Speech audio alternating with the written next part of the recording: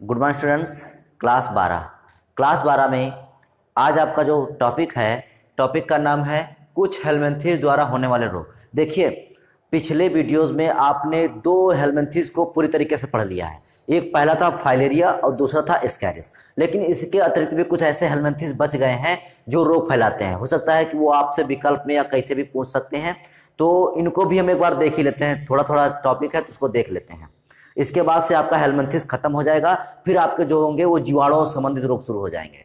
ठीक, तो वीडियो शुरू करने से पहले अगर आप हमारे चैनल पर नए हैं तो चैनल को सब्सक्राइब कर लें, बेल आइकन को दबाएं ताकि आपको वीडियो की नोटिफिकेशन मिल सके। तो चलिए शुरू करते हैं हेलमिंथेस द्वारा होने वाले कुछ रोग।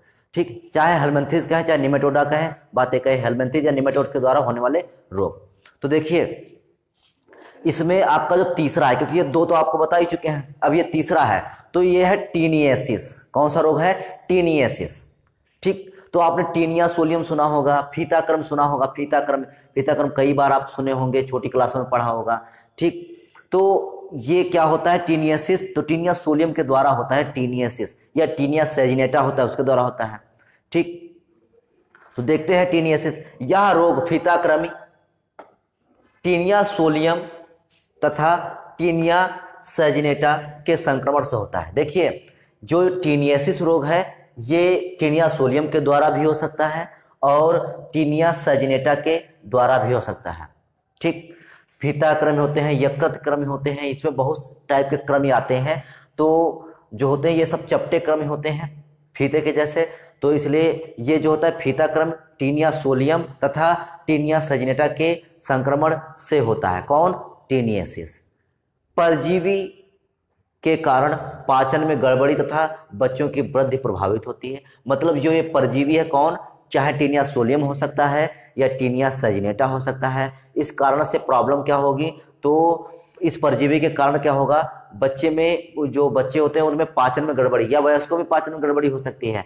तो पाचन में गड़बड़ी हो सकती है, मतलब जो पाचन है वो सही नहीं रहेगा और बच्चों की जो वृद्धि होगी वो प्रभावित होगी। मतलब जो बच्चे ग्रोथ कर रहे हैं उनकी ग्रोथ कम हो जाएगी।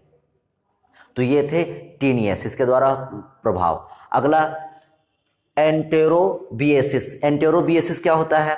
ठीक, तो एंटेरोबिएसिस जो होता है वो एंटेरोबियस वर्मिकुलेरिस के द्वारा होता है। एंटेरोबियस वर्मिकुलेरिस के द्वारा होता है, अर्थात जब एंटेरोबियस वर्मिकुलेरिस के संक्रमण से एंटेरोबिएसिस रोग होता है। ठीक, जो परजीवी है उसी के नाम पर इसका रोग का नाम है।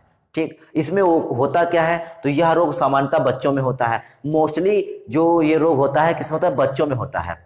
देखिए, हम आपको बता ही चुके हैं एस्कैरिस वगैरह में कि ये सब जो रोग होते हैं तो ये स्वच्छ पानी और स्वच्छ भोजन के अभाव में होते हैं। जब हमारा पानी और भोजन दोनों दूषित होंगे तब ये जो है हेलमिंथेस रोग उत्पन्न हो जाएंगे।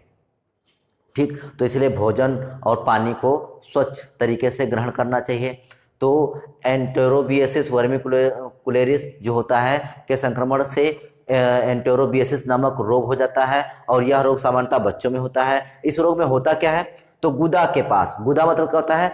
एनस अर्थात मल द्वार, जहां से मल को त्यागा जाता है। तो गुदा के पास जलन व खुजली होने लगती है। वहां पर जो गुदा के पास का जो क्षेत्र है वहां पर जो है जलन होने लगेगी और खुजली होने लगेगी, जिससे क्या होगा बच्चों में। और इसमें क्या होगा कि बच्चों में पोषण की कमी हो जाती है। क्यों? कि देखिए, परजीवी हैं, बच्चों को पोषण वैसे भी कम मिलता है। ठीक, तो ये क्या करेंगे? ये परजीवी के रूप में उसके अंदर रहेंगे और जो है उसका थोड़ा सा पोषण अपने में भी, अपने शरीर के डेवलप के लिए भी ले लेंगे ये। तो इससे क्या होगा? बच्चे को सही से पोषण मिल नहीं पाएगा और बच्चे में पोषण की कमी हो जाएगी। तो ये था एंटेरोबिएसिस रोग। अगला आता है पांचवा, आपका आता है शिस्टोसोमियासिस रोग। शिस्टोसोमियासिस रोग ये क्या होता है? इस रोग का कारक जो होता है, मतलब ये किसके द्वारा फैलता है? तो शिस्टोमा हीमेटोबियम नामक परजीवी के द्वारा फैलता है। सब ये अंतः परजीवी है। इसके संक्रमण से त्वचा में रैश, ठीक, जो त्वचा होती है, त्वचा में क्या होते हैं? रैश पड़ जाते हैं। त्वचा में क्या होते हैं? रैश पड़ जाते हैं।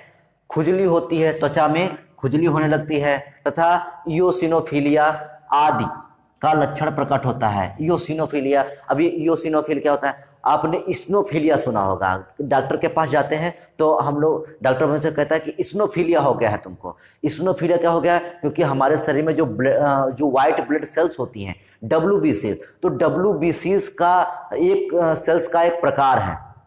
WBCs में जो है तो सेल्स का एक प्रकार है जिसको हम लोग इओसिनोफिल्स कहते हैं। इओसिनोफिल्स, जब ये हमारे शरीर में ये इओसिनोफिल्स की मात्रा जब बढ़ जाती है तो इओसिनोफिल्स की मात्रा बढ़ने से क्या होता है कि हम लोगों को जुकाम बना रहता है।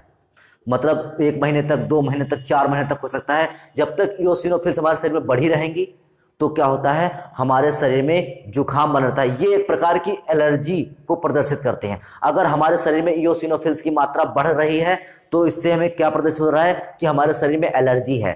ठीक, तो एलर्जी मतलब जब खुजली होती है तो कहते हैं कि एलर्जी हो गई है। ठीक, जब खुजली होती है तो क्या होती है, कहते हैं एलर्जी हो गई। तो ये सब जो होता है, घटनाएं घटती हैं, सब किसके द्वारा होती है? इओसिनोफिल्स के द्वारा। अर्थात हमारे शरीर में इओसिनोफिलिया हो जाता है, अर्थात इस्नोफिलिया हो जाता है। ठीक, जबकि शुद्ध भाषा में क्या कहते हैं? इओसिनोफिलिया। क्यों? क्योंकि ये हमारे शरीर में इओसिनोफिल्स के जो है सेल्स के बढ़ने के कारण हो जाता है। ठीक, तो इसके संक्रमण से त्वचा में रैश बढ़ जाते हैं, खुजली होती है तथा इओसिनोफिलिया हो जाता है आदि लक्षण प्रदर्शित होते हैं। और भी एलर्जी के कई भी लक्षण प्रदर्शित हो सकते हैं। तो इसको क्या कहते हैं? शिस्टोसोमियासिस कहते हैं। तो ये थे हमारे हेलमिंथेस द्वारा होने वाले रोग या निमेटोड द्वारा होने वाले रोग। अब हम जानेंगे कुछ बैक्टीरिया के द्वारा होने वाले रोगों को। तो आज के लिए केवल इतना ही, बाकी नेक्स्ट वीडियो में, तब तक के लिए जय हिंद।